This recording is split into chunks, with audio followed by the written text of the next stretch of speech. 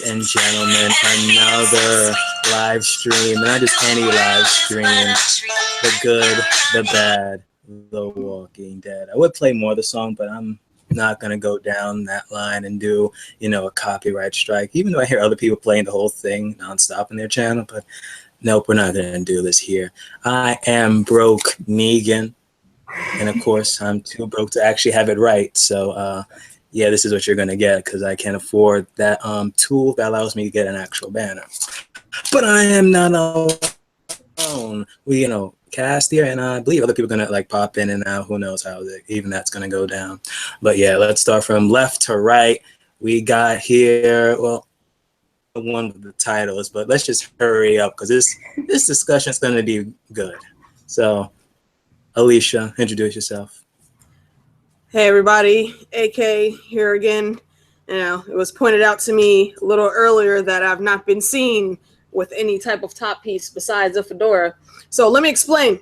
Don't panic. All is right with the world. Hell is not freezing over. Not yet anyway. It was a little bit nice outside yesterday, and I turned my heat off because, didn't want to sweat while sitting in the house. And then I came home today and it was rainy and freezing. I sat here shivering, so I needed some extra covering to hold in my warmth. But hi. Hi. Hello again. And let's go to the next person down the list. We got Andrew. G'day, everyone. Yourself. I'm Andrew from Australia, obviously. Glad to be on the show today. Am I right, Jen? I'm telling you, we're not professional, so it's all okay and all good anyway. Next down, we have Justin here. What's going on, everybody? Happy to be here. Excited to talk about The Walking Dead, and that's the first time I've said that this year. So excited to be talking about The Walking Dead. Thank you for having me, BBM. Good, good. Now, last but not least, we got the words wisdom here. Jen. Hey, y'all. I'm Jen. Thank you so much for having me back. It's just a pleasure to talk about the show with especially people who read the comics, because I don't read the comics. So just thank you for having me, and happy birthday belated. Thanks again. Okay, so you all can unmute yourselves now. Intros are over. That's done. So now actually let's get into this. Well, truly before that, again, thanks for all those who are tuning in, either watching it later, pre-recorded, or I think that's what you call live streams, already done though. And all those who are in the live chat, I see we got Mary B, we got Marie, T-Baby, Ion, Trone. We got, okay, I was about to read Justin, but he's already on the panel. We got, okay, again, Alicia on the panel already, and others. For some reason, I cannot go up on the damn live stream button. Again, YouTube, good and not doing any copyright stuff. But again, your electronic, your gadgets are not even working. YouTube don't want to be great. They never conspiracy. But yes, let's all just begin with episode 14. And I wouldn't remember the damn name of the title, but again, don't know, truly don't care. But I do remember in episode 14, the whole drama of it was just, the Savior's coming to Alexandria and teaming up with, Sasha, finally plan. And, we also find out that Eugene, it could be a full savior, And that's a question I'd like to ask both the panel and the chat. Let's start with Jen here. Do you think Eugene has gone full Negan, or he's just, trolling us all? I'm just going to go with my gut here, and it disgusts me to say this, but at first I was thinking, no, he is not really, not Eugene, but his behavior that he exhibited to me was very much so when he broke down to Abraham and was like, I lied about everything. I lied about the deal in Washington. I lied about, and had his little breakdown. So I think if he has turned on our group, it's because he's scared. He's just puss.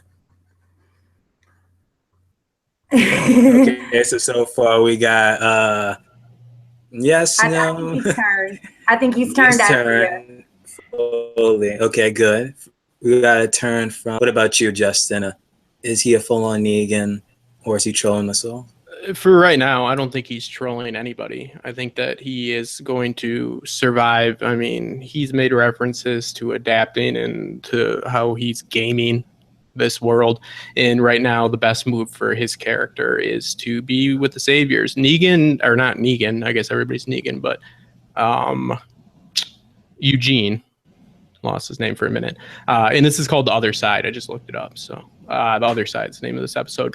I think that right now, I mean, he's not trolling anybody. He's just trying to survive, and he is a little bit of a coward, but he is.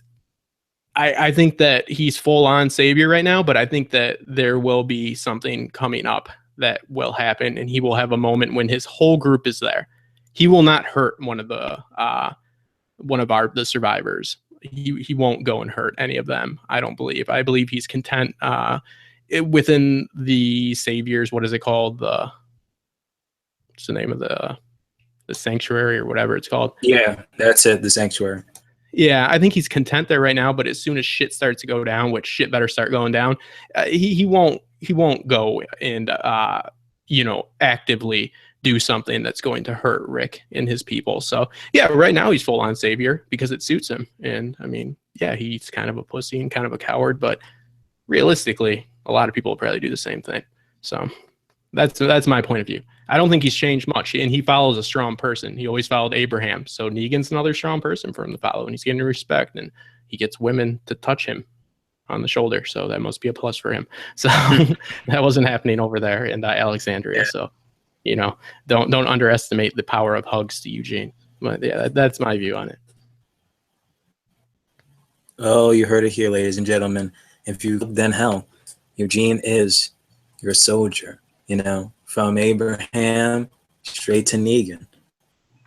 But okay, so far we got yes, he is a Negan from Jen. Yes, he's a Negan from Justin. What about you, Andrew? Well, I'm going to have to agree with a lot of what Justin just said. I mean, I think in the TV show, it's very clear that Eugene's character is a cockroach. He's a survivor. He'll do what it takes to survive.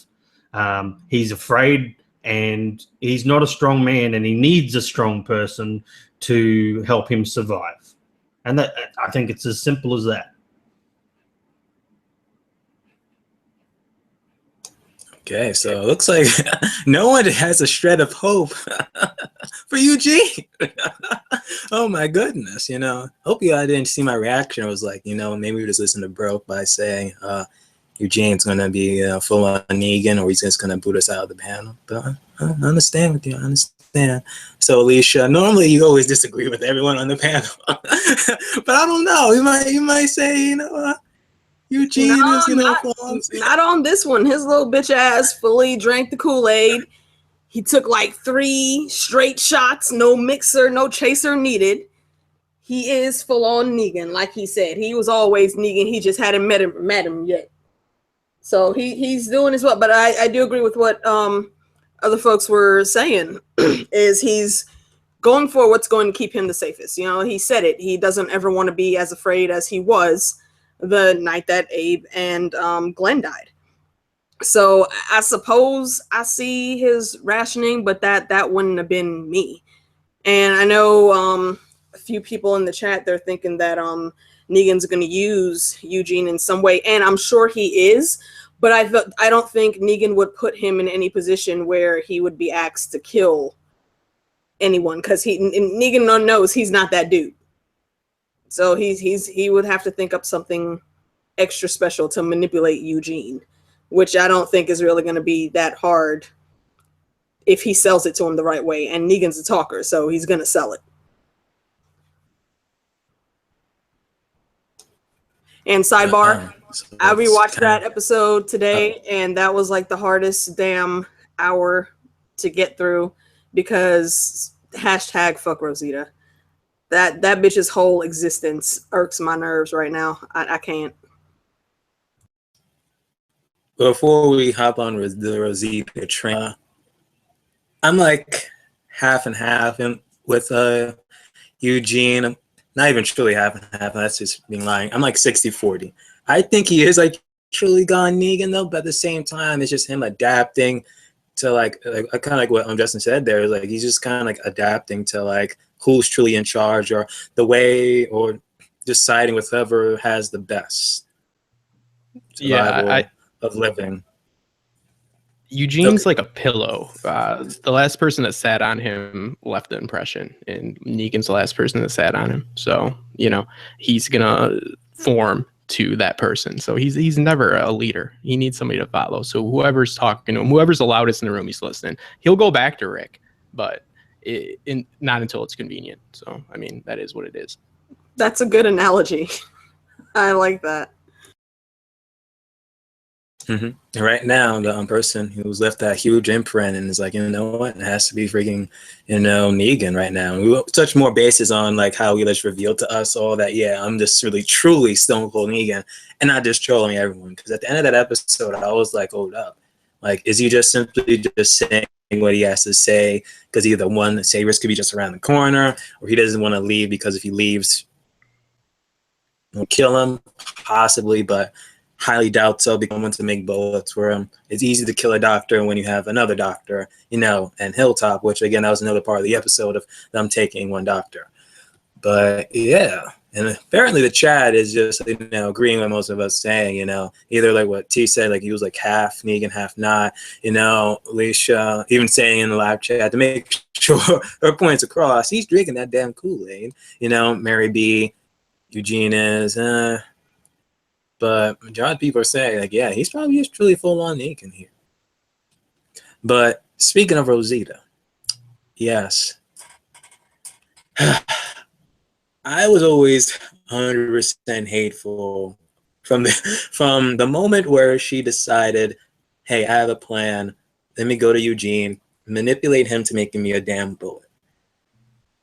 But that is a whole entire stream in itself of me just hating Rosita's little Spark Note version. She is basically the tremendous shit. The new one, since Spencer is now dead. Again, Father Gabriel, words of wisdom. He should be guest starring on your channel, Jen. I'm telling you.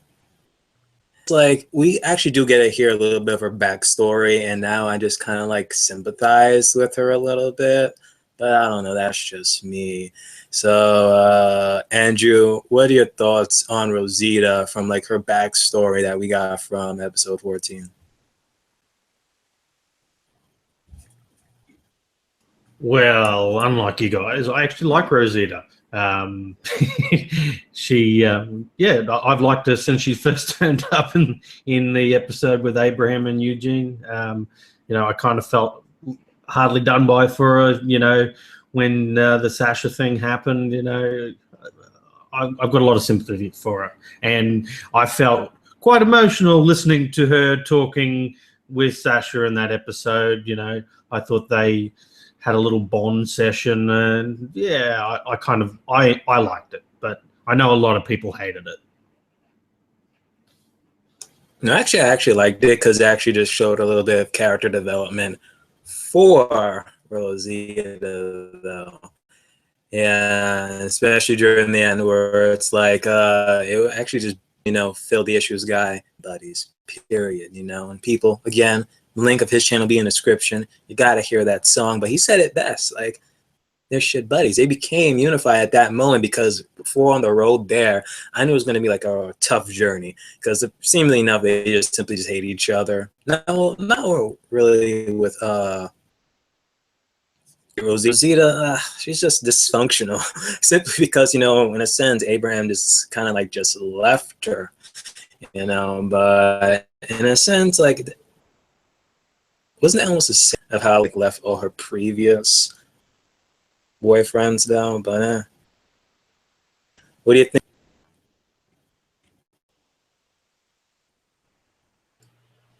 Did you say Nate? You broke up. Or Sorry. did you say Jen? Or what did you say? Go to Jen. I couldn't hear you. Broke up. But go ahead, Jen. I like broke out, but I was like asking your opinion on like the backstory of Rosita. I enjoyed the backstory because I think that's very relatable. And yeah, in essence, what she had been doing, going around getting skills. Maybe he didn't necessarily get any skills from her that he didn't already have, but he was the one to leave first. And, you know, I don't know what to say about that other than Sasha is crazy beautiful to me. I mean, to me, she's the most beautiful woman on the show. And she is like, I could just stare at her all day. You know, I just. 10 points from Gryffindor. But, you know, also, I think when Abraham flipped over to Sasha, he saw a lot of the vulnerability that he suffered from when he lost everybody that he ever cared about in her.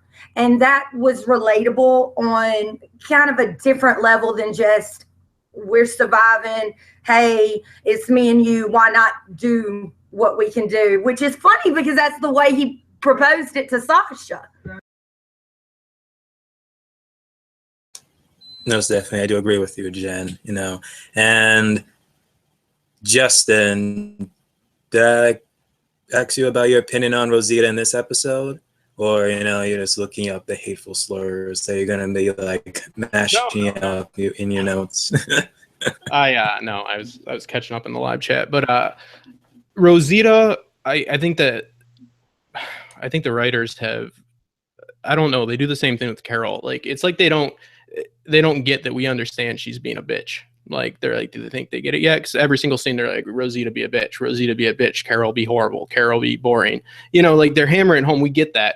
I really like the scene in this particular episode that we're watching about with Rosita, where she does give backstory, because it's actually a scene that moves at least gives us something from her and kind of moves her plot along, or at least gives us a little bit of her motivation. And I think Jen said it too, it's relatable. And I definitely agree. Everything from like the nitty gritty of it, when she says, yeah, you know, like, I was with a bunch of random guys that always tried to protect me and the sex was good.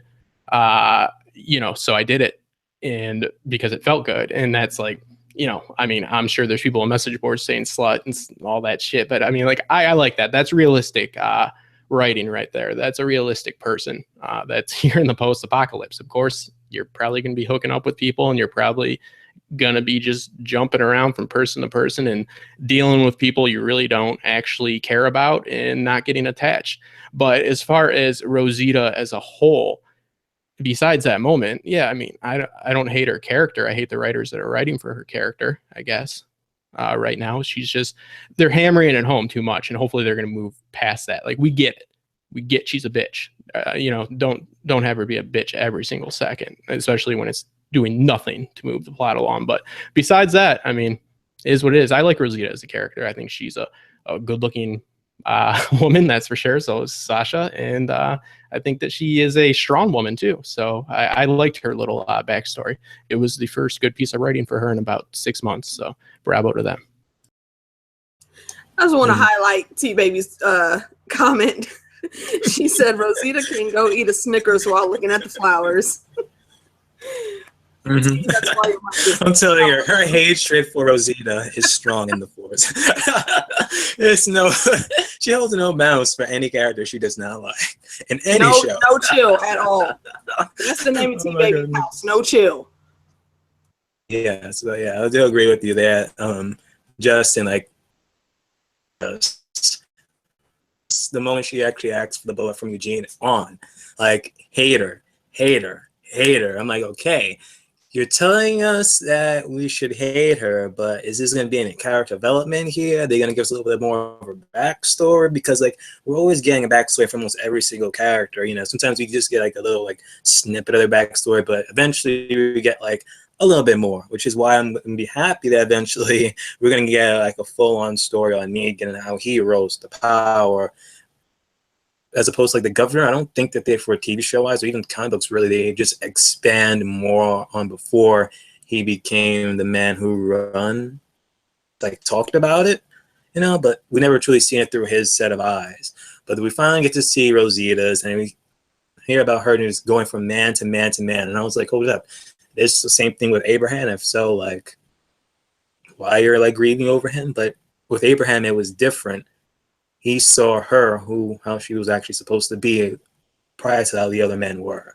So for that, I was like, okay, you're making me like Rosita now. And then they had her like freaking run off into the sunset when Sasha left her, you know, after saying, hey, we need you. There's a purpose for you. And apparently it's not like we haven't like tried to understand this from the last, I don't know, umpteenth episodes, but apparently something's going to happen with Rosita. So if she doesn't end up killing Negan in the end, I don't know what's going to happen. Maybe season, 10, 11 or so, something. I don't know. I hear like they're going to do 20 seasons of Walking Dead. So here we are on season 7, about to end to season 20. If they don't do anything, I'm riding. I wouldn't be mad if with the end of season 7 came the end of Rosita either. I mean, my biggest pet peeve with her is, you know, she's spouting off all this shit. If they would have did this, then this one wouldn't have died, and blah blah blah, back and forth, not actually accepting the consequences of what she's doing and has done. That's the most annoying thing ever. Unfortunately, though, with the way The Walking Dead works, they don't kill anybody until you have sympathy for them. So we're more likely to have a Sasha death than a Rosita. I would bet a large amount of money Sasha dies and Rosita stays alive, because nobody gives a fuck that she dies right now. So she ain't dying. We give a fuck about Sasha. So until I'm we surprised get Sasha's even still alive, honestly. Yeah. I expected her to be gone after this episode and not still be trying to get broken in by Negan. Yeah. That I was guess like another surprising thing. If you want Rosita, I would say it's a little play by Negan to display Sasha's death to Alexandria. I feel like Rosita's going to blow something up, maybe, and save Sasha, and in the process, get herself killed. I don't know why I see it playing out that way, but everybody keeps on talking about how she can do bombs and she can do this, and I just keep thinking we're going to get to see some of that. Maybe I think we'll see that in the all-out war. We'll see her blowing up shit for sure. I think you're right. Yeah, she could be going kamikaze on his next episode and be like, you know, screw this, and just like go off. But who knows? Actually, it's a good thinking. I never thought about that. Period, Jen. You know, her going off and like end all to be end all and just destroy the sanctuary or whatever. You know, she already said like she learned about bombs and stuff from her ex. At first I thought like, hold up, didn't she like learn that stuff from then it's like, no, I learned that from like one of my exes. I was like, what? So who knows? That could be one thing. I think the best way, if you guys don't like Rosita, if you want her to get killed, is to start giving a fuck about her. Start going on the message boards and start letting AMC think you like her, and they'll kill her. But as long as everybody's hating her, her ass is here to stay. She'll die probably, my prediction, halfway through All Out War next season. She won't die. MJ just said that Rosita equals Ramsay Bolton. Nah. That's an I insult to can't stand her, Bolton. but Ramsay is in a realm by himself. No, Negan don't even beat Ramsay.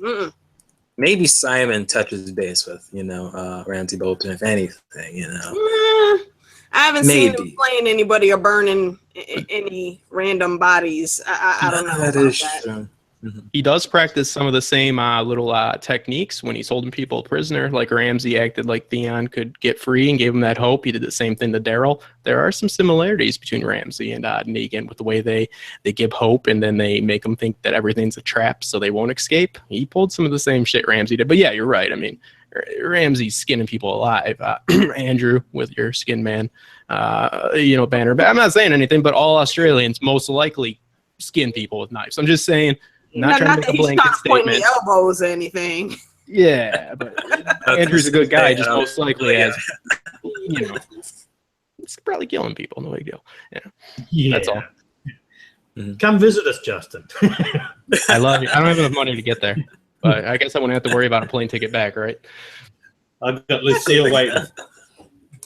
You gonna mess around, end up in the bush. Don't go down there. I don't want to be some Hell, he Vegemite won't even have to do nothing. He'll just have to sick like his little pet spiders on you. And that's a wrap. I don't know if y'all know, spiders in Australia are fucking beasts. Spiders anywhere. Fuck that. I'll fight a guy with a knife before I touch a spider.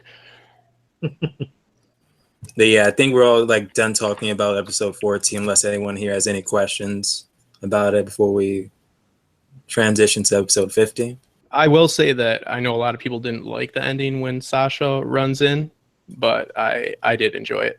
I thought it was kind of cool. So I thought it was something better left unseen.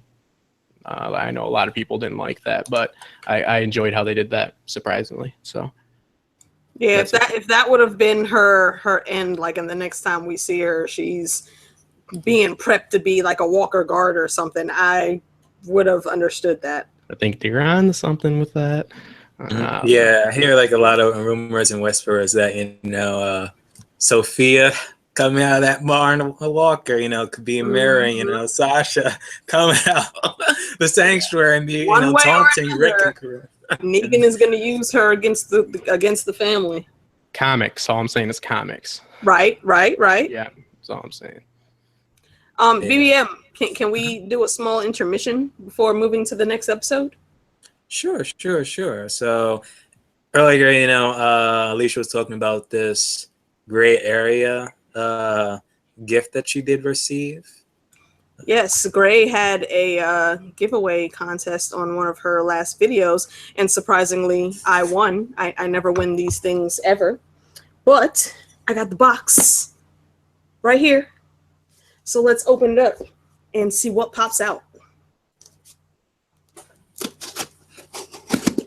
They saying the Blues Clues. We just got a package or a letter, but I know we're gonna get flags, so I'm not gonna go with it. But just let that process through your damn mind. And I got an awesome little card with it too.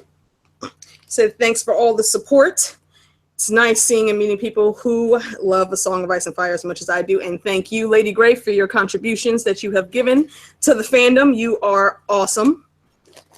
And let's see. I have a direwolf. This is from Gray Area? Yes. And his name, let me take my filter off so you guys can actually see him clearly. Have Little Gray Wind. That's very cool. Fluffy and cute. Her videos are amazing. Yes, thank you, Gray. Thank you, Gray.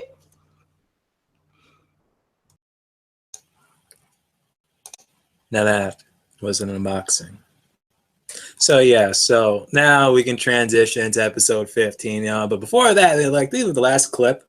Episode 14 was a shadowy figure holding a damn crossbow. I immediately banned Daryl. Because they just image into our minds as that's freaking Daryl.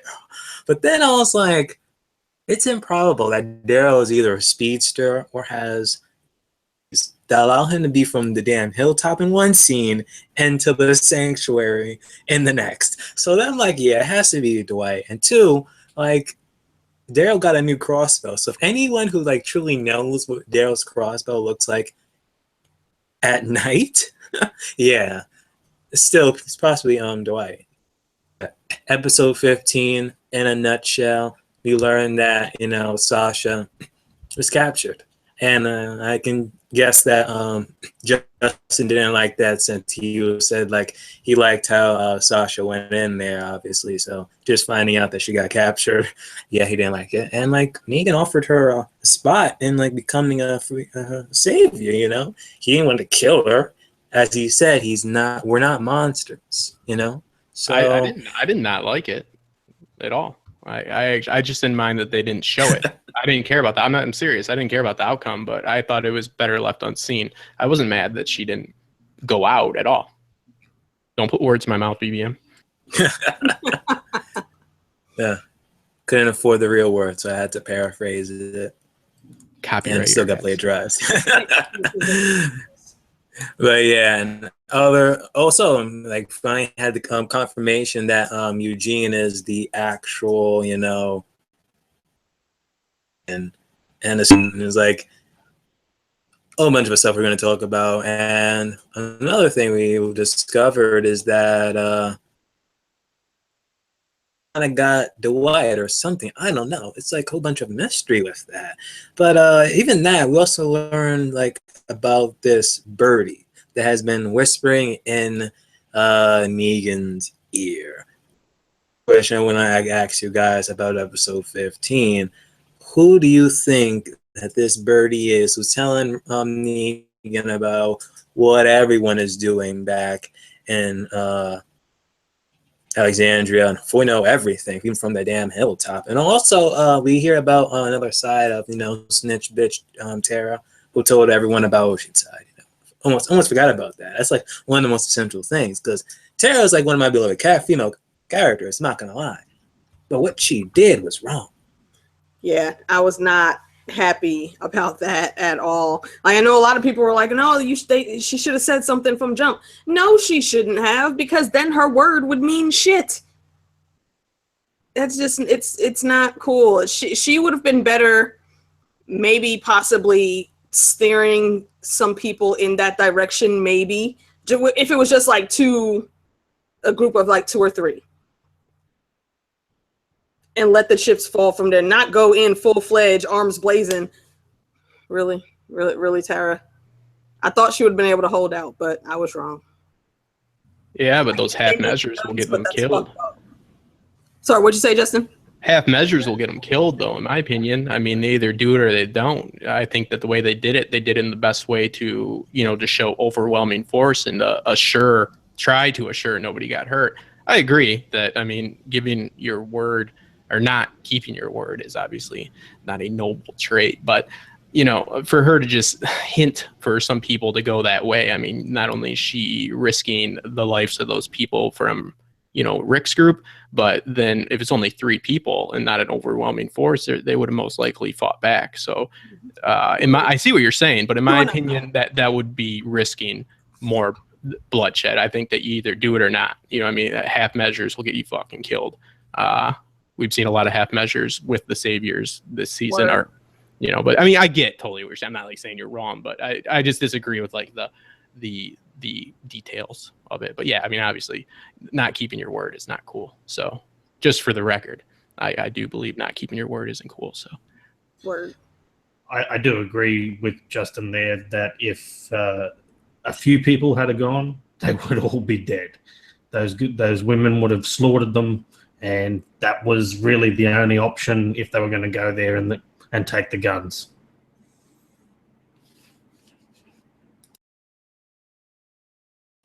And lastly, Jen, was your opinion on Tara and her choice of like telling everyone about Oceanside? I didn't like that she didn't keep her word, but it's the apocalypse.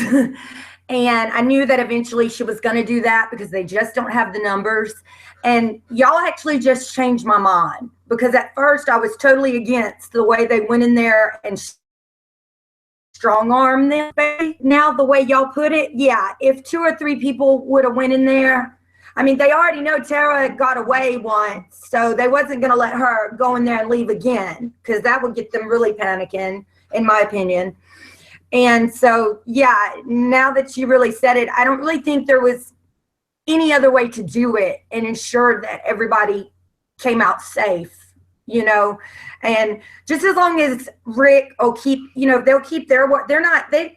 They don't want to harm them. That's the good thing about our group, is they're really not just out to, get anybody. They're just trying to, make it. Yes. All of you. Y'all, my husband's making fun of me. Correctly. He's just like, they're just like that's in the script. I will say though, I Definitely. appreciate that the walk off that they gave Tara when little punk ass girl that needs to get kicked in the throat was like, "You're not gonna leave us any?" Trying to sound all innocent and shit. No, bitch. Bye. Mm-hmm. No, it's definitely. I can't fault this. I took goodbye to like anyone who Tara doesn't send right, videos. the most epic goodbye right there. Well, that's interesting though, because that kind of made me think a little bit when they said, who said it to Rick, do we really need all of them? And Rick said, yeah, we do. Do you think that he really thought that, or do you think that he was just not leaving them with guns because of retaliation? Just because that I don't know. It stuck out to me. It stuck out to me that there was ulterior motives for taking everything. Because I mean, you don't leave like somebody you just wronged with a handgun usually. You know what I mean? It's like, let's take all their weapons, but let's give them a chance to sneak them out. He might have had that thought. That does sound like something that Rick Grimes would think about. But I'm inclined to say he just wants to make sure they have as much as they can, because it's going to be one hell of a fucking fight. Yeah. Yeah. I didn't know if I was probably reading too much into it, but it just struck me as a little odd. But I think you're Well, no, that's a good thought though. When they've left other people, they've left them with a handgun or whatever. They don't usually always take every weapon like that, and that did stick out to me. I mean, not even leaving a weapon to hunt or anything. Yeah, I think it was mainly because those garbage pail people clearly made it known that if they didn't come back with a lot of weapons, that the deal is off. So they have to get a lot of bloody weapons, and not only that, it would be absolutely stupid to leave the people you just robbed fucking with weapons to come after you. Yeah, and what about arming all the garbage pail people? I mean, that seems a little bit risky to me too. It's like, hey, give it to the dumpster risky. people. Yeah, I don't trust their leader, Queen Jadis.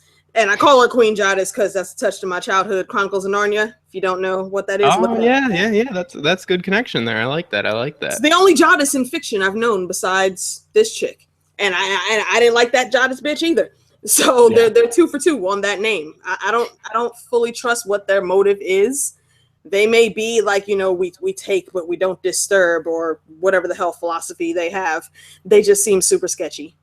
Yeah, I've always had just a little saying, and it's don't do business with people that live in a garbage dump. And people disagree with me all the time, and I just stick with it, and I don't trust them. Garbage people are usually garbage people. So don't give them a bunch of weapons. Don't. Especially people, I mean, their language has devolved in this, or digressed in this short period of time already too. Right. I mean, these are some weird. And you're speaking like you're not even on medieval speech. You're on some other fuckery that no one could come up with. How did you even start thinking to talk like that? For what? Living in a garbage heap. That's the type of shit that goes down. Like I imagine them like with little walkie-talkies, making up all these code words and whatnot, so they don't have to be on air for a long time. But it seems pointless and stupid. Putting vegetable oil in their hair to make sure it's terrible. Like everything's terrible here. We talk terrible. We look terrible. We're going to throw you in a pit with things that are terrible. Give us guns. All right. In a really neat looking pit, though. Am I the only one that's noticed that? Like the garbage pail is probably one of the cleanest spots I've seen. Like everything's all in just one little pile. There's nothing, like Rick didn't fall into anything that was like squishy or disgusting. He just fell on a random bunch of bagged dry things. Well, again, Alicia, he's a main character with plot armor. I would have left that heap with hepatitis for sure. I would have fell on like a needle or something. Oh, that's right. Yeah. Like, what's her name? Jadis didn't even want to shake his hand at the end because it had blood all over it. Yeah. If she thinks enough of that, come on now. Yeah, you don't go diving around a dumpster. You don't question the hygiene of people who live in the dumpster. I don't know. It's kind of rude. So, but yeah, from Tara to dumpster people, this conversation is never order, and I still love it. I still love it because it's Walking Dead.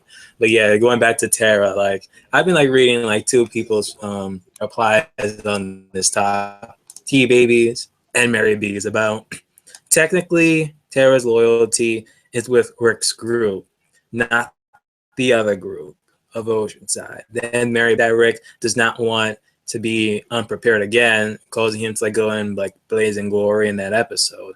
So it's like, I do understand that, but at the same time, again, like if Rick didn't want to still be unprepared and he wanted them to actually team up, Why couldn't he just simply pull a Morgan and, well, Morgan before he went cuckoo for Cocoa Puffs again, but like just actually walk in and actually have a civilized conversation? Because the way he came in is kind of a little bit getting the saviors. Like, we're here, we want your shit, now we want you to join us. It kind of almost the same philosophy that like Rick was kind of selling to them. And part of that. Is it just me there? He was definitely hostile, but he didn't say that harm would come to them if they didn't. That was really the only difference. But yeah, me and you were talking about this before about if Negan is this, but like Rick was like about to get ready to shoot the woman who pointed their gun on the back of Tara's head, though. Yeah, well, you're pointing guns If at she people. exactly, like if she actually did pull the trigger, and like the way she was phrasing it was like, yeah, I'm gonna do this, I'm gonna actually shoot you, and if people go off and die, it's so be it, because we just don't want to deal with the damn saviors again. So she was going to get ready to actually pull the damn trigger. Even it almost looked like Michonne was even possibly May. That's what I was about to say. Michonne already had her in the sights. The only reason Michonne didn't pull that trigger was because Tara told her not to. Michonne is one hell of a badass with a sword, but the camera work was not portraying her as the best shot. I think that she yelled, "Don't, Michonne," not because she thought that lady wasn't going to shoot her in the back of the head. She's like, "Don't, 'cause you've only been practicing for like a week and you're really shaky." And, she was practicing. That shit was all over the place, man. I don't know about that. She was practicing though, Justin. Remember, I forgot. I think it was the episode after the cell where she was on top of that car, abandoned car, and she was just shooting walk. Oh wait, actually she was like aiming wrong. No, but that was her rookie stage right there. Rookie stage. Don't defend her. She didn't know what the hell she was doing. You saw how many times she shot and kept missing.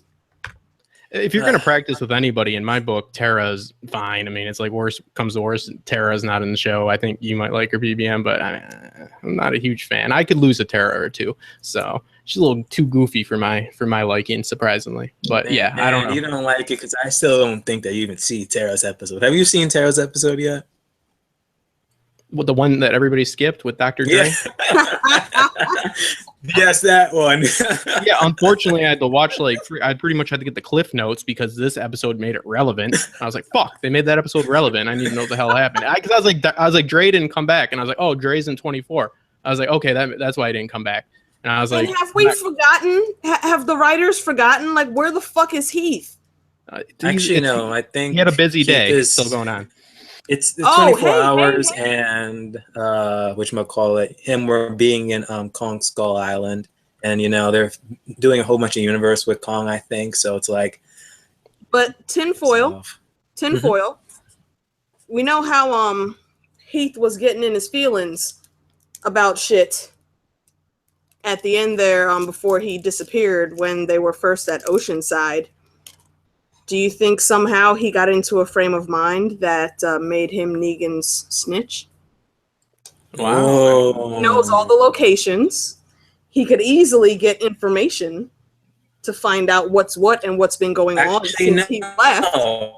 No, it couldn't be. It couldn't be. Thinking about Negan, though. If anything, Negan was like, "Who are you? Where's your people?" And then he was to Alexandria. So maybe, yeah. But that's what I'm saying. Negan would have put two and two together, and he'd be like, "Oh, okay, well, if you want to survive, here's what I need you to do." Heath knows Alexandria like the back of his hand. There's a lot of weak points still there, and he could easily slip in and out, do some eavesdropping. He knows where the hilltop is. He can go do some eavesdropping there easily enough and then report back. All he has to do really is sit in the trees and watch all the activity to try to put two and two together. It's not that hard. I hope that's not what the case is, but it just popped into my head. I cannot for the life of me figure who the snitch is, but I think that's better than anything I've thought of. But I think the fact that he's the new main character on 24 with his scheduling, I tend to believe that his character's just been written out. That's right. I forgot he was. But I love your theory, and I cannot think of who the hell that snitch is. So I mean, outside of Gregory, I don't know. I can't fathom anyone that would want to stop what's going on there. Yeah, and so I don't know. I mean, I hope I'm wrong. It's a random guess. I hope I'm wrong, but it's a variable. It's one of the variables out there. So yeah, I definitely agree. I just think that I think he's written out, poorly written out, though. Mm. Yeah, I'm kind of agreeing a little bit with T, how she says Gregory could be the snitch. but like Greggy just knows like a little bit, just like how. Yeah. But if he did snitch, it had to be like completely off screen because we didn't see him actually like communicating with Simon or anything. You know, he's just saying stuff about X, Y, and Z is happening here. Yeah. Gregory is looking out for himself in the long run, really. What In do his you position at have in his Hilltop. Notebook. I'm sorry, y'all, if I missed that, but what does Gregory actually do aside from try to get all the alcohol and walk around right in that little notebook like he is working? He's like that manager you have who is like the boss's kid that never does shit. You know what I'm talking about? And you're Yeah, just there's no reason he should still be in get out of there. my face. Not at all. Especially now that like I'm sure that's going to spread all around the Hilltop how the pregnant lady had to save him because he doesn't know what he's doing. You know, that little group walked by, said, "Oh no, he never clipped one before. He's just learning." They all stopped and looked like, "Dang, what the fuck he told us?" Yep. Yeah, and he doesn't have any. I mean, we've never seen him use intimidation. I mean, everybody there is higher than him. Jesus is higher than him. I mean, Gregory, what does he have as leverage? He just like he's like, I call the big office, so he's the boss. I mean, Maggie's been making him a bitch ever since he's there. Jesus leaves whenever he wants and does whatever he wants. Nobody respects him. I mean, there's no reason that asshole would be in charge still. I mean, there's a lot. Catch how he tried to strong arm Jesus at the end. So, you know, you've been slipping on your questing duties and bringing back supplies and whatnot. And Jesus just looked at him like, bruh, really? Yeah. He's like, I jump off walls and kick people with karate kicks. Exactly. What the fuck can you do? Yeah, he's like, Then he tried to I can fight zombies with my hands tied behind my back. What the fuck can your dumb ass do? Yeah, Gregory looks like a washed up like CPA. So yeah, fuck that guy. He should be gone. He should be sleeping in the basement. So. Yeah, but I'm sure he will. Gregory is on my death note for sure. For people to die. Death Note, I love it. Yeah, so far, who was it and who died earlier? Yes, Tim? Richard. He was the one who died, and he went successfully through my death note. So hopefully it's either Rosita next or Gregory next. Just fingers crossed on that. Hold up, real quick. Let me address Tim in the chat where he says Heath died at the end of the Tara episode. No, he didn't. That was a female walker with dreads like Heath. Tara turned around and stopped specifically because she saw that type of hair, and when she saw it was a woman and not Heath, that's when she kept moving. That's right. As far as we know, Heath is still alive. And I think going back, Alicia, that your theory is very plausible about Heath being the spy in the community. I think Gregory's just the person that no one trusts, and he's going to eventually cause his own doom. Where my personal theory is that is it Aaron? Is Aaron's partner? I don't remember that guy's. I know who Aaron is. I don't remember his boyfriend's name. I don't particularly like his character. Never cared to remember. Aaron, the guy that we barely ever see, because Aaron's the main guy there that we see. But I think Aaron's the spy. That's my personal theory. Oh, Aaron's boyfriend? Oh yeah, because like he doesn't want him to constantly go out or anything. So he's like, maybe I could just end it now. Oh, Tim said, thank you, Tim. That's interesting. I really wasn't expecting to see Eric out there with a gun in his hand trying to be the watcher on the wall and whatnot. I was like, you seem completely out of place right there. And like the way he was talking, like, well, I get it now. I see what's at stake. And Aaron even was looking at him sideways like, I don't know what to make with what you're telling me right now. That adds up. We're thinking Eric. How Aaron looked. Yeah, I think it's Eric because if you go back a few episodes too, they kind of have a bit of a fight. How Eric doesn't want Aaron going out anymore, really, and I think he's afraid, and I think he's thinking if he aligns with Negan, he's going to be safe in the end. I think that makes a lot of sense. Yeah. And with the way they structure a story, it's always the setup, which would be the first argument, the reminder, which we just got, with them, with Eric with the gun, and then the payoff. The payoff would be him as the snitch. So I love it. I think it fits the story. Good call, Andrew. Very nice. I like that.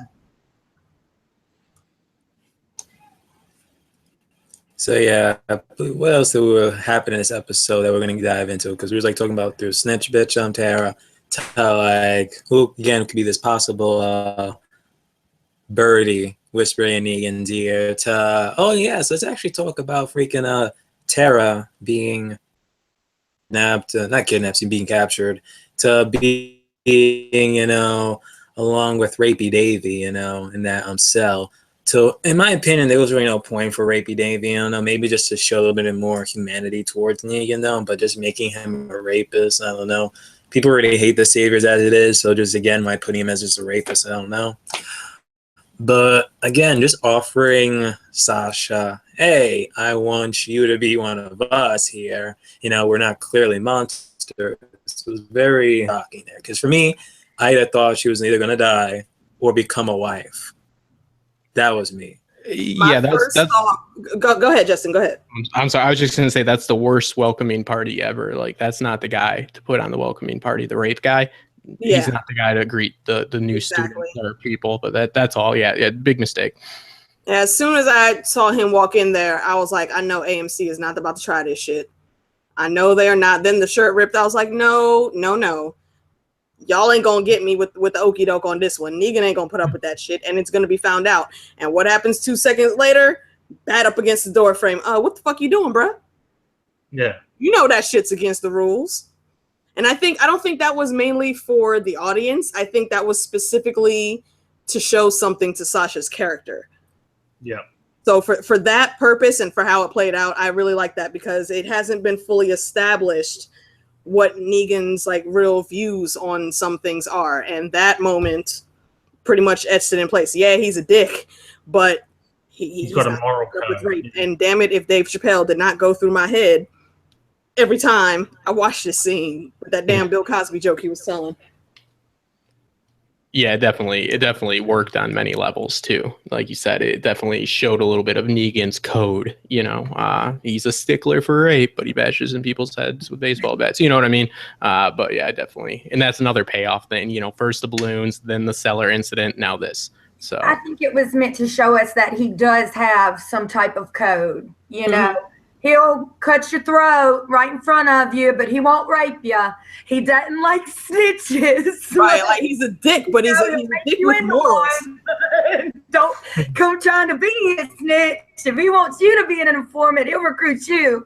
Yeah, I think it was just to show us that he does have some kind of weird honor among, psychopath mentality. Well, that was something I was talking to BBM about, though. It's like, if we look at it and we don't look at it from our main character's POV, is Negan really that bad? Okay, I think he isn't. In my opinion, he'd be an ineffective ruler because he pokes at people too much. But if he's this totalitarian dictator, what is Rick? I mean, technically, let's just look. They killed 30 of Negan's men. He killed 2. Negan... Yeah, he's got a little setup, and nobody. I mean, Rick rules with an iron fist too. Negan can be a little bit more of a passive aggressive prick, I guess. But it's like, is Negan really that horrible of a person? I mean, technically speaking, what is the big difference between Negan and Rick other than charisma and a little bit of extortion? I mean, is he? If we were to see this from Negan's POV for the whole time, would we look at our characters as the good guys? I mean, I don't know. A lot of questions. There's a lot of questions with the way he rules, and I want to know if he's like the dictator. What does that make Rick? It's not really a democracy over there.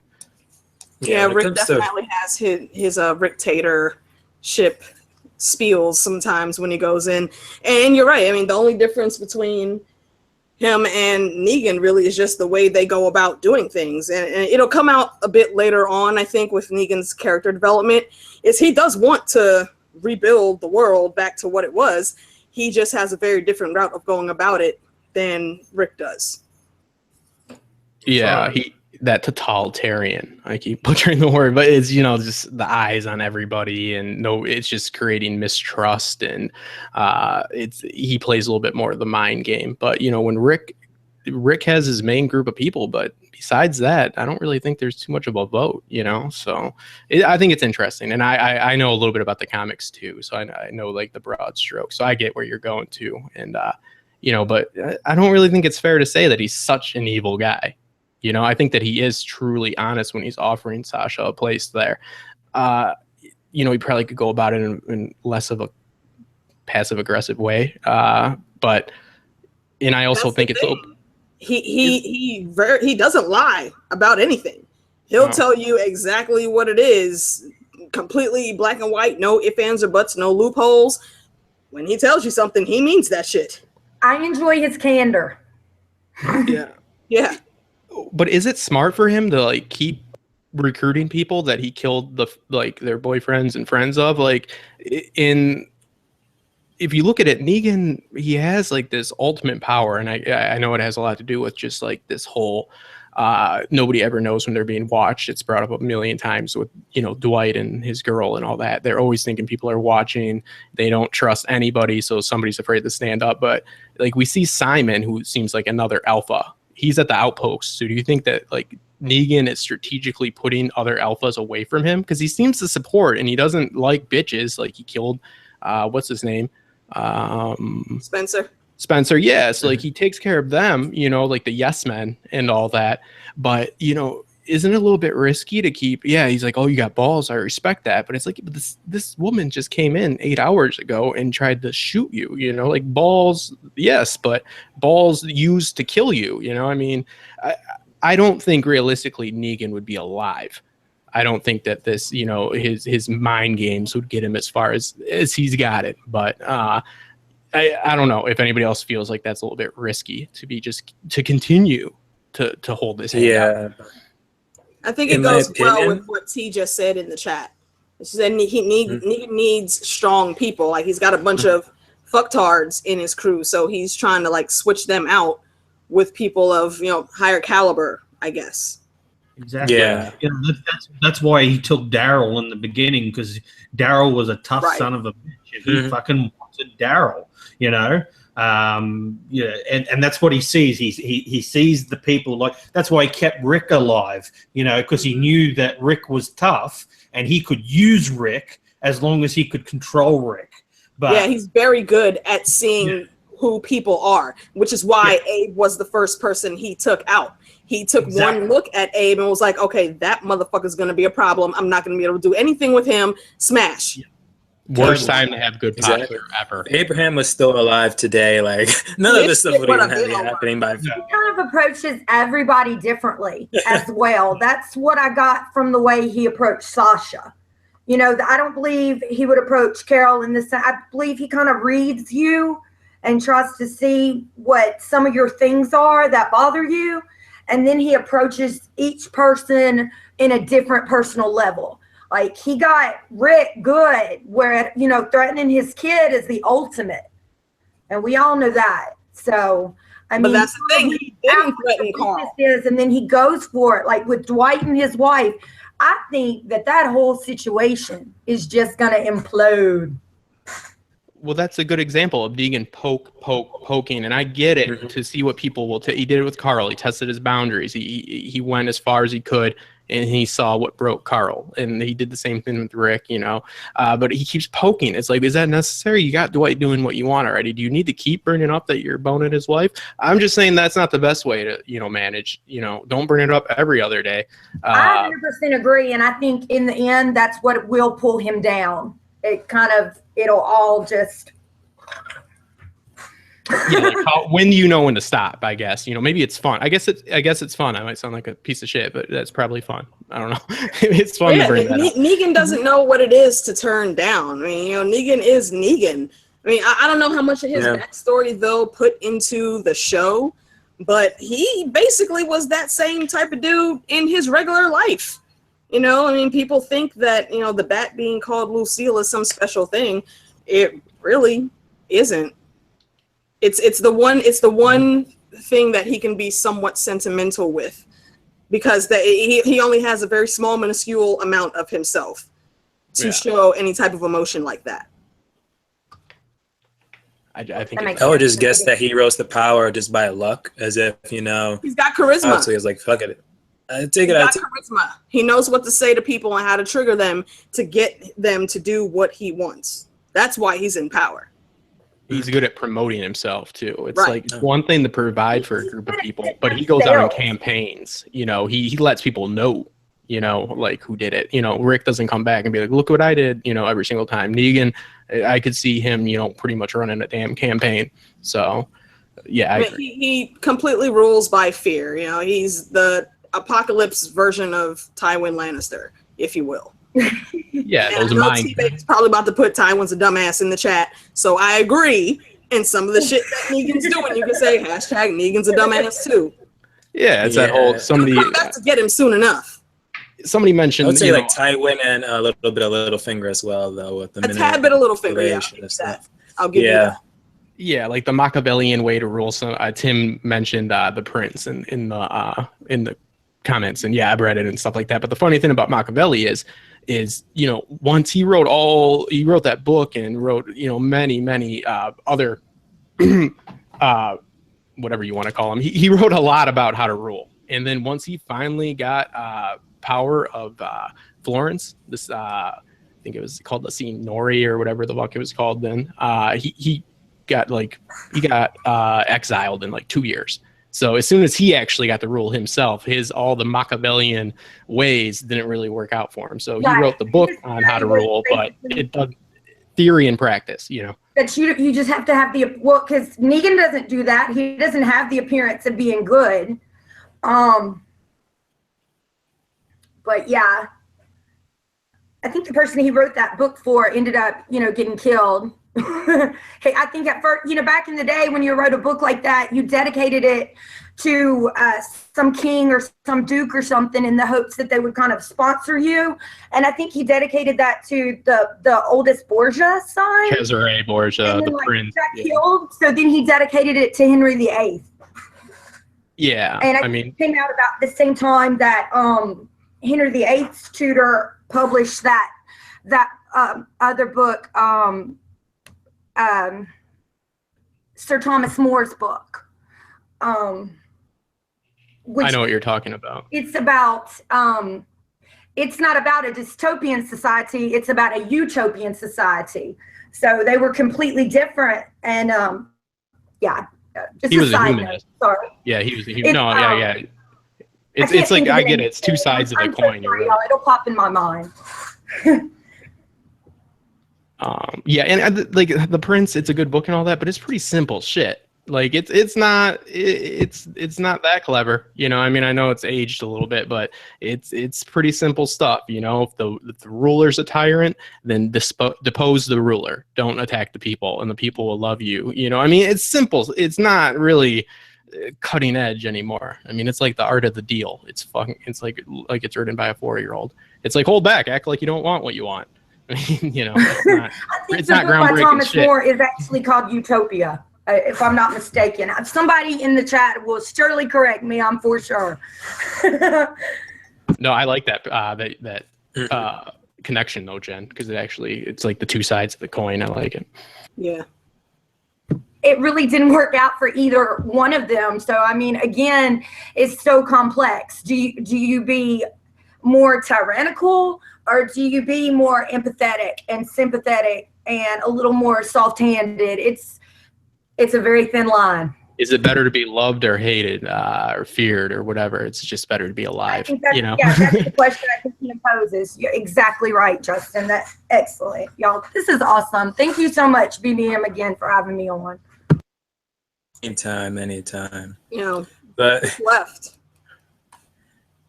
Well, for starters, we finally found out who was that shadowy figure, which truly was Dwight.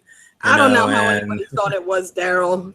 Like you were saying, Daryl is not a speedster. Season 1, not season 1. Excuse me. Get there that quickly to be in the shadows, popping out of nowhere, like, "Hey, Rosita, this way." No, he's good, but he's not that damn good. Hey, but then again, he did have got a motorcycle, so maybe saying like freaking Back to the Future or anything. Again, like finally we go and we see Rosita, and I was like, hold up, how the hell? He just simply just allow her to come back or something. The next thing you know, we see freaking saying, oh, we gotta show you something, fucking Rick. We see Dwight in the freaking cell. So it's like, hold up. You just allow him to just be in the damn cell. You're not gonna kill him, torture him, whatever. Then freaking the first person that actually good common sense was Daryl. Wanted to go kill the man, but no, apparently. Or who knows? You know, the only thing we heard from Rick was really, oh yeah, you want to help out? Get on your knees. So That's who never knows how that's gonna be. never good. Right, I was gonna Like say. that's never I the don't know start of about that anything that is like you can watch on regular TV. Like the next action is always pretty vulgar. Yeah, yeah, pretty much. I was thinking the exact same thing. But how do you guys think the rest of the crew was gonna react when Rosita breaks down what happened? Oh, who cares? If anything, you're gonna hear Father Gabriel saying, "See, I told you again. First, I told you don't do it with the bullet. You do this thing again, where now we have what you call it, Sasha on the other side, and you run into Dwight. So imagine if Dwight's actually just trolling all of us. So again, that's just Father Gabriel. I would be upset with her No. because she risked everybody. I mean, you know what I mean? No thought of consequences, risking people's lives again. Negan has proved that he doesn't punish the people that do the act; he punishes those they love. So, I mean, that if I guess that the snitch thing is totally actually thrown me, in which now I'm like really trying to figure out who it is, and I think Eric is the best. I love the Heath, your Heath prediction, but I really think that he's written out. Just. It's like a technicality, but I think the Eric thing might pay off. But that really threw me. But I was always trying to think like, what is going to be the first act of war? And there's pretty much already been like 3.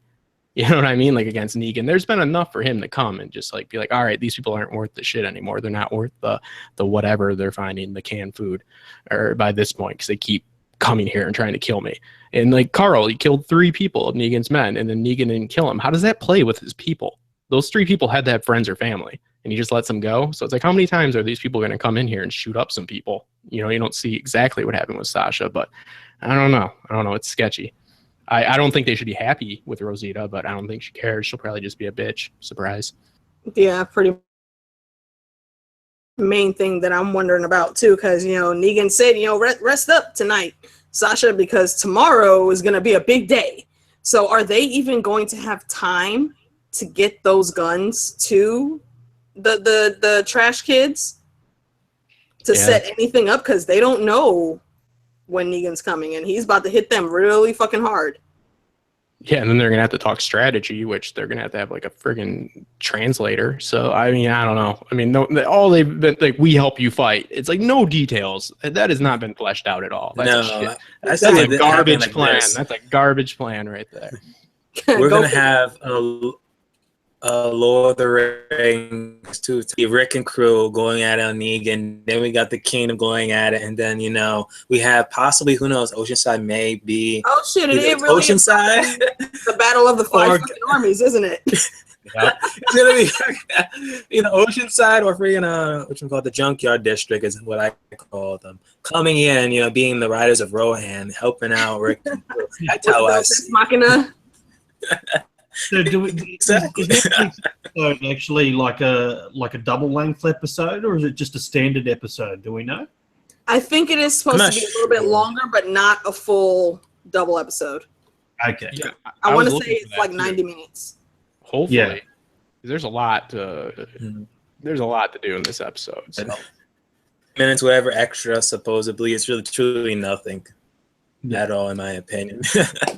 It's still going to be probably truly just 55 minutes minus commercials. They can have a good epic scene and then commercial, or someone to even answer the damn fighting call commercial, and then before the fight's about to begin, it's going to cut to black. Actually, no, I heard that they're not doing a cliffhanger this season finale. Whoever happens is the climax will get resolved. Black. I hate it only being a regular episode that much more now, because there's too much to go through.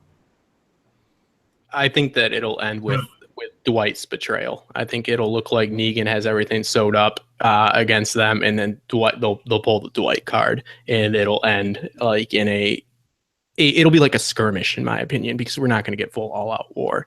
I think that the Dwight twist, whether he's going to flip and when he flips, because we see in the previews that Dwight's standing with Negan. So that's my opinion, though, that Dwight's turn will be like, that'll be like the pivot point. And then Negan will have to retreat with Simon or whatever, you know. That's my opinion. Then we'll get all-out war next season. Dwight's going to be like Melissa's dad when he switched sides and started fighting with the dwarves.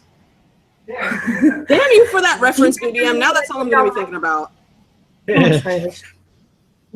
Do you guys remember what I told y'all last week? That I'm almost positive, but I don't know her name. Like, I've never caught her name. But Dwight's Negan's wife now, Sherry, I believe that's her name. on a show that just premiered on E called The Arrangement. And it looks like it's going to make it. I mean, 6 episodes of it have played. I'll admit, I'll watch it. It's a guilty pleasure. But I just really totally, and I hate to even pull that card where, you know, I see an actor, they've got a bigger part on another show, so they're going to get written off. But I really, even before I noticed that that was the same actress, I really just think that whole Dwight situation, he, you know, like, I just remember when he looked at me, he's like, look, me and Dwight, now we're cool. I never thought it would work like this. And just the look in the, you know, the very glazed back of Dwight's eyes. No, he's not cool. You know, he's going to flip off, you know, at some point and just not give an F anymore. And be damned the consequences. And if anything ever happens to Sherry, that is exactly what I believe he will do. Two things on that. Sherry's already gone. And as far as we know, she's either just out in the wild by herself or she took herself out. And 2, I think Negan has already peeped Dwight's descent. He's called him on it a few times already, just to try to get his layout, but it may not be as easy as Dwight flipping on him in the last episode. How did I miss that? What happened to her? She just took off? She left. She left. I actually forgot that too, but Dwight does go looking for her. Yeah. Okay. Sorry, I completely missed that. I think she went same way as, you know, Heath. Maybe she just wandered off and she found Heath. He wandered off to another network. Yeah, another network. TV land. From season 1 who said, oh, I gotta like look for my family in this state. So he left too. So it's like, I'm guessing they're all like in one campfire right now, just saying, yo, I met this crazy guy named Rick. Like, oh, really? So did I. And then Sherry's like, wait a minute, I think I know of a Rick. Yeah, I think that, I mean, some people in the comments are saying it's too early for a Dwight flip. I mean, I guess minor spoilers. If they stay true to the comics, I agree, but I don't really know how they're going to sew this this season finale up without that. I can't structure it in my head. I don't know. I don't know how they're going to do it without a cliffhanger, because they are so bad at reading their audience, in my opinion, that they just, I mean, because they didn't answer anybody's, you know, they didn't adjust at all for the first episode when it came to everybody being pissed off about, you know, the fucking cliffhanger. Then they just drug it out even more for the first episode. So, I mean, they're pretty, in my opinion, bad at reading the crowd. So I wouldn't be surprised if they straight up did another similar cliffhanger and they're like, fuck it. But I don't see how they're going to sew it up without doing the Dwight twist. But hopefully we get 90 minutes at least. That'll give it a little bit more time to actually build something, because I feel like we need 3 episodes to get to a close, and we could have got rid of 6 episodes that we didn't need. Well, they gave you the 6 episodes to have the build-up, Justin. So maybe that's what it was. You needed some build-up, so they gave us the damn build-up. But we didn't like the build-up, so now we want some action. We needed to see them beat down. We needed to understand that they were beat down, and we needed to see them be vulnerable again. So it was enticing to see them be strong again. But we didn't need all those episodes of them being beat down, and we didn't need a separate episode for each character being beat down, and we didn't need a Tara and Dr. Dre episode either. They could have just showed a clip. So I love how you keep calling him Dr. Dre. That's who he is. And he's Jack Bauer now. Jack Bauer too. He was good in that. Before you guys move on, I gotta jump off. So BBM, thank you for having me. House Quill is always happy to be there when House Broke calls the banners. Everybody in the chat, all you people, heart you guys. I'll see y'all in the next one. See everybody on the panel later. Later, Alicia, later. And also, if you guys want to hear more of Alicia, she does have a channel, which her link would be in the description box below. And also on The Walking Bread. She was born to be Michonne. I'm telling you. So, yeah, I believe we said all we had to say about episode 15. You know, if not, any of you guys got any questions or any points to bring up in episode 16? Yeah, episode 15. I just have to mention the. Oh, excuse me, 15. the best line that came out of Negan's mouth was obviously the beach ball size lady nuts for Sasha. Yeah, I thought that was classic. So. Yeah, almost every time we have like freaking Negan in an episode, we have to have some iconic line for our men. But you know, he was like episode 4 where he basically just had almost everything he said within that whole damn episode was basically damn quotable. I think it was one of the strongest episodes of the season. That's for sure. Yeah, I like. For me, it was episode 3. But. The survivors got back to doing what they used to do. Yeah, they took over Oceanside, but then they worked together to protect them, and we got to see them, you know, be united and strong again, but also not just complete freaking assholes. You know, whatever, they took their guns, but you know, they everybody formed together. You saw some unity even with Oceanside to stay alive, and that's kind of what that's kind of been an ongoing theme, that this is still who we are. I think Glenn said it at whatever, where all the cannibals were, you know, when they went to go and release the people from the train carts or whatever, the connexes or whatever they were. So I liked it. It gave a little bit of the feels, just like the one episode where we get the, you know, Daryl and Rick reunited. So they definitely, The Walking Dead's a great show, but they've stumbled quite a bit.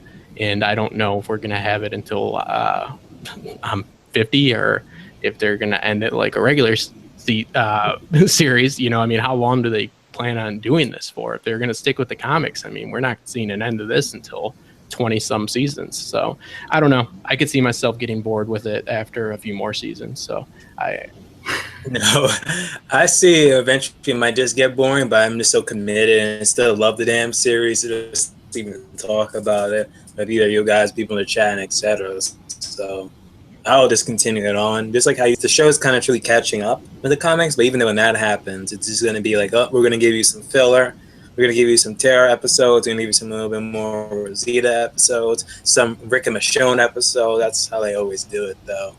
But now we're about to like emerge a little bit into like episode 16 predictions, along with, you know, any questions people have in the chat. So if you have any questions for like Q&A or simple question, well, the word question before your question. So we can like highlight it and get to that later, you know. So, but predictions. Who do you guys think that is going to die next season? Excuse me. Let's begin with Andrew. Sorry, what you cut out there for me? Oh, yeah, I'm telling you, I had bad connection today. But yeah, who do you think is going to die next episode? Oh, definitely Sasha. Yeah, I think the whole it's going to be a big day thing was a pre-warning that, you know, he's sucking her in to think that she's got a possibility. But I think when he gets to Alexandria, he's going to make a kind of a scene over it, and that's going to cause the fucking, you know, the fight to start. Then, you know, I think we'll see the betrayal of Dwight, you know. But I really only think that major character-wise that I think it's going to be Sasha. I would be very surprised if she survives the next episode. I'm on board with you on that one. If she and just now either die in the hands of Negan or one of the saviors, or just simply during the actual battle, I would be surprised. Especially since I hear that she's gonna like be in another movie or a show as well. So yeah, very surprised. Either they're gonna do something what they did with Heath, or just simply just kill her. Heath and Shelley, or just simply just, you know, kill her off. But yeah, Justin, who your predictions on who's gonna die? Sasha, she's dying. Sasha is going to die next episode. There's no way it's Rosita. I think that Sasha will die. No comic spoilers, but I think it will be similar, and to another character's death around the same point in the timeline. And I think that as far as how they're going to close it up and what's going to happen, I pretty much agree with Andrew. I think that we might see finally Carol do something that isn't just fucking makes me want to shoot myself in the head. And I think that there's a chance that we'll see a slight turn in Rosita once Sasha does die. I think it's gonna flick her switch back on and kind of revitalize her and make her fight and make her want to survive long enough to actually win the war and not just kill Negan.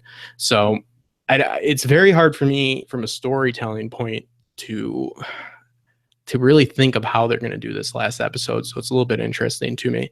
I've been a little bit more invested in Black Sails lately, which season finale is this Sunday too. So my attention hasn't been fully on The Walking Dead, but it's tough to say how they're going to tie this all up nicely. I will say for sure, Sasha will die and that the episode will end on a high note for the survivors, for Rick and his group. I don't think that we will see them on the losing end of this skirmish or whatever is going to happen. I think that the episode in this season will end on a high note for our characters, and Negan will be on the losing end, at least for now. But we have the whole Gregory and Simon aspect and the whole who's the snitch. So nothing's going to be certain, but I don't think that the group is definitely not going to be in dire straits by the end of this. But yes, there's no doubt in my mind, Sasha's gone. She's got one episode left. True. And Jen, who are your predictions of death next episode? I'm gonna go against the grain, y'all. I'm gonna say, I want to make it clear. I have never read the comics, but I don't think Sasha's gonna die. I don't. I'm gonna say, it's gonna be some people we don't really care about, Gregory, some people we want dead, and then maybe Rosita. But I don't think Sasha's gonna die. I don't know why I get that impression. I don't read the comics. Obviously, y'all have some insider information I don't have, but I just don't. I don't know. Brain. I want to say something really quick. Everybody in the chat keeps saying who's watching Judith, and I think that brings up a good point. Judith is probably the snitch. Judith, the snitch. Negan's been watching her. Yeah, maybe that's the bird of it all. Maybe she's just tired of all the snitching and all. Yeah. Just, let me just get rid. Let me just stop it all and just snitch on everyone. Yeah, her first words. Really love the spaghetti, Yeah, her first words were some snitch ass shit. So, yeah, but and as far as the Sasha thing goes, Jen, Sasha's not in the comics. I'm just relating it to somebody else's death, so I don't know. Only reason I'm saying this is because it's the way The Walking Dead works. Is even if you don't know the character, as soon as you feel for them, they'll do one thing to make you like that guy. Like even if it's somebody that doesn't even have a name, it's just like kind of like a glorified extra, and they'll have him do something like that's cool or heroic, something that's looked upon. The reason I'm saying that is because it seems like Sasha is just so ready to embrace death, and always like after her brother died, when she went through that whole little tough that whole spell where she was just like, balls to the wall all the time because she didn't give an F if she lived or she died. It seems like she's kind of back in that space to me, and since she wants it so bad, and it wouldn't bother her, that's maybe why we're not going to get that. That's what I think. Yeah, that's a valid point. And Mary has brought up that I missed it in the comments. I wasn't stealing your theory, Mary. Mary evidently originally had the Judith theory. So Mary B has full credit for that. That's all yours, Mary. Go straight to the bank with it. But no, Jen, I agree too. That nothing's ever certain. With the theme of the show and the way they usually do things, I would bet money on Sasha. But those are all valid points, and it's nothing you should dismiss. if you're going to argue the other side and play devil's advocate, you're definitely doing a good job of it. So Thank you very much. I tell you what, if I'm wrong and we do another live stream, I'll wear a garbage bag and just say we take every 10 minutes. yeah, you don't got to become a garbage person. Come on. Just kidding. Yeah. If I would have had I'm out of trash bags. If I had one, if we did really take a break, I'll see go in and put it in a trash bag. Go back here. We take. Yeah, those people were weird. Yeah, and again, I don't think it's ever smart to bet on these writers, especially lately. So it's been a little bit of a roller coaster. Yeah, but still banking on that, Sasha is going to be the one to die in my prediction of next episode. But I don't know. We started with 2 deaths. We might just end with 2 deaths. And since I see Mel keep on saying in the comments, and others keep on saying, in the comics, she mirrors that of, was it Holly, I believe it is. So again, her dying. So if anything, just like what Mary said, Walking Dead isn't like animals. So if Danny Ezekiel next episode is gonna go to freaking war, if he brings that damn, it's done for that damn tiger. But I don't know. Off again with Rick's group going up against Negan for I don't know, umpteen time, but he might kill someone that important that's gonna actually make us what the fuck it just went happen. I'm still saying that Baby Judith could be a potential death. But that's just me though. No, I mean, yeah, he won't do it though. He's not gonna kill Baby Judith. He's gonna ask someone else to do it. But I don't know. I mean, Judith was killed off in the comics years ago. Mm-hmm. So I mean, she's an irrelevant character. I think it would tidy off nicely, to be honest, because I mean it's a bit of a pain in the ass in an apocalypse trying to look after a child, isn't it? Yeah, I don't like kids at all, but I'm just saying babies' lives matter too, Andrew. They do. Hey, and I'm not saying kill the baby, but I'm just saying they already did it in the comic, fucking years ago. So I'm pro-choice, but that's way pro-choice on that one there, Andrew.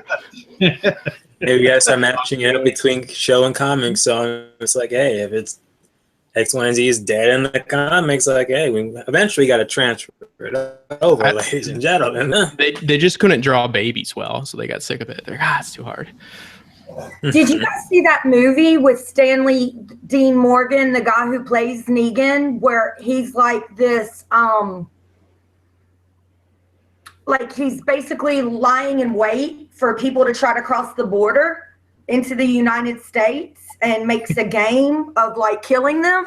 And it's got the dude from Mozart in the Jungle, I don't know his name, plays the lead character, and that's trying to evade him, and he's got this killer dog that he kept letting loose. Y'all have got to watch that. It's in the red box. It doesn't sound like a good movie. I'm not trying to be a dick, but that sounds like the worst plot I've ever heard. It sounds bad. It sounds bad, but maybe it's a guilty pleasure. No, Jeffrey Dean Morgan is a good actor. I don't know who. It shows all kinds of sides of his crazy. He plays crazy very well. Yeah, he plays everything well. He's a great actor. One of my favorite roles was the comedian back when he did the Watchmen movie. Yes, yes. Mm-hmm. That and Supernatural, even Supernatural, doing that, yeah, he's our dad still, even though he's on freaking Walking Dead. I liked him in Grey's Anatomy. Grey's Anatomy, Justin. He played a dead guy. I liked him. You can keep that girly show to yourself. I will, you motherfucker. Sure. Baby killers. Yeah. I don't know to it. I've been saying that for a while now. Judith has to go down. I bet if Baby Judith does die, people are actually going to truly start rewatching Walking Dead. Hold up, they allowed a baby to die?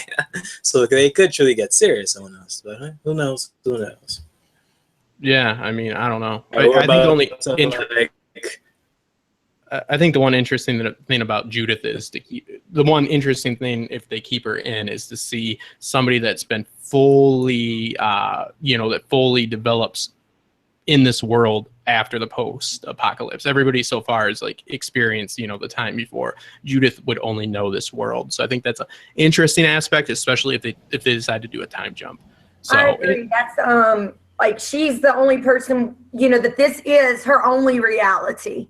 So I definitely think like her perspective would be completely different because, sometimes when you grow up and oftentimes when you grow up in a messed up environment, if you don't know any different, you think that's just the way things are.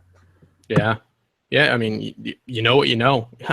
And plus, I think it's only right that you definitely want to raise your best friend and your wife's kid in the post-apocalypse. So that's the ideal little situation. So, hey, they didn't choose the post-zombie apocalypse. It chose them. But she didn't choose birth control either in the apocalypse. That's a little bit of an oversight. Well, in her defense, she thought her husband was dead, according to Shane. That doesn't at the time, we didn't know that Shane. Well, in her eyes, Shane was a good family friend, and when it be someone to be like, "Yeah, Rick is dead," so let me just actually, you anyway. So we didn't know. No reason to have a baby. None of that explains having a baby. None of it. Hey, like Maggie and Glenn are having a baby. Did that turn out well? Hopefully, you never know. No, it did. Well, so far we don't know. Bad time we don't know. Kid. Yeah, fucking kids. I cried like tears rolling down my face when Glenn died. I swear I did. I didn't expect the 2 deaths.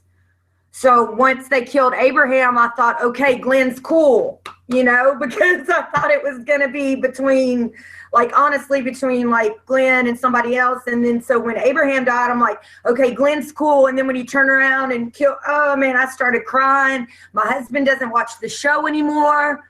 It's just like crazy over here that night.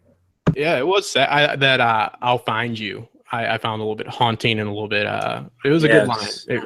That kind of disturbed me, but it's also good in a good way. Beautiful, and that stuck with me. And also, just this really sticks with me when Sherry told Daryl.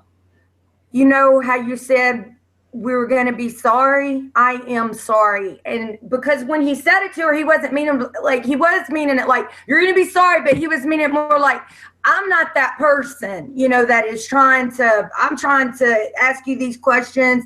Yeah, our community takes people and then y'all do me this way and you're going to be, and then, when she's like just admitting like everything I did, the way I handled myself, the way we went about everything was wrong. And I'm sorry, and I'm admitting I was wrong. The act of, what you can do when you do wrong is just say you're sorry and not do it again. And, try to make the next best decision. Yeah, and it was like a callback to season 1 when they're at the CBC, and the doctor tells them that he tells Rick there will be a day that you'll regret this, and then I think the name of that episode is "The Day Has Come." So there's plenty of fucked up shit that happened in between. The cannibals wasn't like a day they enjoyed, but this was the day that they truly, I feel, the group regretted. So yeah. I mean, it was one of the most impactful moments in the entire series when you look at it. I mean, it was one of the biggest moments in the comics. It was comic 100. It was a longer, like a double-sized comic as well. They put a lot of emphasis on Glenn's death, and they really paid tribute. I was talking to BBM the other day about it, and whether he should have died back under the dumpster or had the same comic book death, and we are glad that they gave him the same death, because that farewell to Maggie was one of the most emotional things that we've seen in the entire series. And I also thought Abe got a more honorable death than getting the arrow through the eye that Dwight did, in the comic. So yeah, Denise got that, didn't she? Yeah, Denise got it, which is a more suitable death for a minor character. Absolutely. Abe was a major character. I know a lot of people don't like Abe, but Abe was one of my favorite characters. So I was glad they gave him a more honorable death. He postured. That's why my husband was watching this show. When they killed Abraham, he was like, this is complete bullshit. I'm not doing this anymore. I'm guessing he's not like a Game of Thrones fan either, since guys almost left and right. I finally got him into watching it with me. He kind of had to start watching it because I obsess about it so much. Yeah. Okay, good. It's like, start watching it, else there's a divorce on the table. We know that's your proposition. Almost all the dates and stuff that you go through, Justin. We all know. Yes, you do well. But yeah, with that, the 100th issue and all that definitely I agree, and it's meant to show you that there's still stakes on the line, and that there's they're not all powerful, and things can still go down, and they go down. And taking out Glenn, I mean, I think that other than Rick, there's nobody else they could have took out that would have meant more. So, and it's even, a close call with Rick, I don't know. There's a lot of questions too, if we could still have The Walking Dead without Rick Grimes. In the comics, I definitely think we will. In the show, I don't know. I hope they don't stretch it too far, like I've already said, but I definitely agree with everything you said, Andrew. Wonderfully put. Thank you. Mm-hmm. Well, guys, ladies and gentlemen, people in the chat, it looks like this stream is really about to end. I don't even know how long we've been even going on since 7:30 here. It's 9:19, so I'm bad with math. So I know I got to pee. It's been long enough. Let me tell you this: we're having pizza. And Jen did not cook anything. Mm-hmm. Feel you. So before leaving again, remember this Friday. But yeah, so before leaving again, thank you for those who stopped by in the live chat.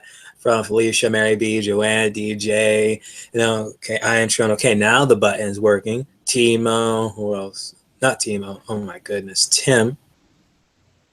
Hey, you. Even though you dropped in late, traffic. It's understandable, man. Understandable.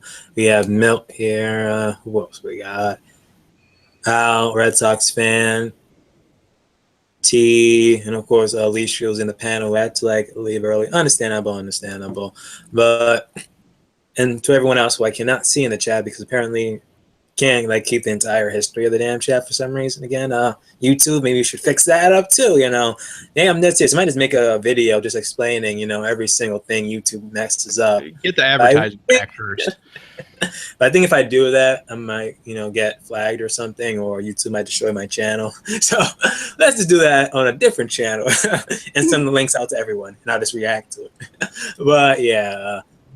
Before leaving, okay, I started from left to right, so let's start from right to left. Jen, you want to say a few farewells?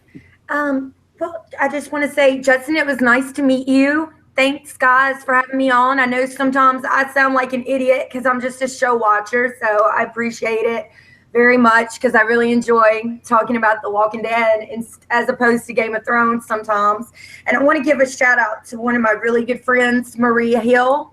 She puts out some really clever videos, and I'm not really doing anything on my channel right now at all, but she puts out some great videos. She's also a really good person. So. Nicest in the business. Just want to throw that out there. Along with you guys and BBM, I mean, some people in the community are so wonderful. BBM and Maria Hill are definitely two of those people for me. And AU Pack Mule as well. Mm. Showed me how I did not pay Jen to put me in next to AU. No, you've got such a big heart, BBM. I have so much love for you. Next up, Justin, say your farewells and where we can also find you. Yeah, and Jen, it was awesome meeting you as well. And yes, Marie, you're awesome. And thank you for all the support. Everybody go check her out as well. And over at my show, which is just my name, Justin Thomas Show, and we also have the Focalizer.com that has blogs on it, podcasts, and the YouTube channel. Please go and subscribe. We are finally got a lot of the kinks out, and I've been putting out content, actually a good amount of content in the last week and a half, and I'm going to continue to do it.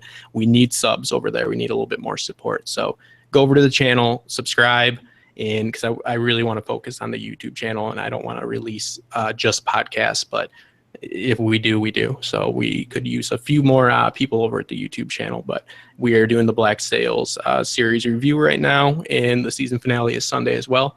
And we will be definitely doing Game of Thrones, Westworld, and everything else. So, but thank you again, BBM. You're the best. Andrew, I was so fucking excited when I heard you're going to be here. I haven't talked to you in a while. You are the best. You're the coolest Australian that I know, and that's like 2 people, so that's pretty cool. But yeah, it was no, he's awesome. I was giddy. I was like, Andrew's gonna be there. I was so excited. I was like, my pal. So no, yeah, go over to the channel, subscribe. As always, thank you, PBM. You came on my channel. I mentioned in Gray's YouTube Confidential that you've gotten dicked over a few times because we had technical issues with the audio recording, and I haven't been able to release some stuff. So you are the best. You're always there when I need you, and I will always come on for a live stream as long as you'll have me. So thank you, everybody, and thank you, everybody in the chat. Yes, this is known. This is known. He didn't just say, hey, I'm glad to be, near Andrew because he has like a Negan bat. No. He truly digs, very fan of, Andrew. We did the moment I said, yeah, Andrew's gonna be on, he was like, what? The Andrew here? So speaking of the devil himself, say farewells, and I don't believe you have a channel or even like ever will have a channel though, but if ever does, who knows what that can be on though. But again, say your farewells, Andrew. Well, thanks, BBM, for having me. I really appreciate the invite today, and always happy to come back on invitation again, mate. Jen, Justin, Alicia, it was good to chat with you all today, talking about one of my favorite things, The Walking Dead. And remember, I am Negan. That looks like real blood. Is that real blood, Andrew? It is. Oh, you Australians, you rapscallions. Yes. This man has the Bolton's poster behind it. What do you expect? I know you're on some type of list for even ordering that. You know that. I probably am. Yeah. You said that's real blood on there? That's like Australian Psycho, like American Psycho, like Australian Psycho. I just pull it out and look at it. Yeah, that's Mad Max. That's way worse than American Psycho. Do that. That's a good. You should actually write this, Jen. That's a good idea. Freaking Australian Psycho. It'd be way crazier. I love Andrew. So yes, thank you for coming again, even watching this in the near future. I am Broke Negan, and I am signing off.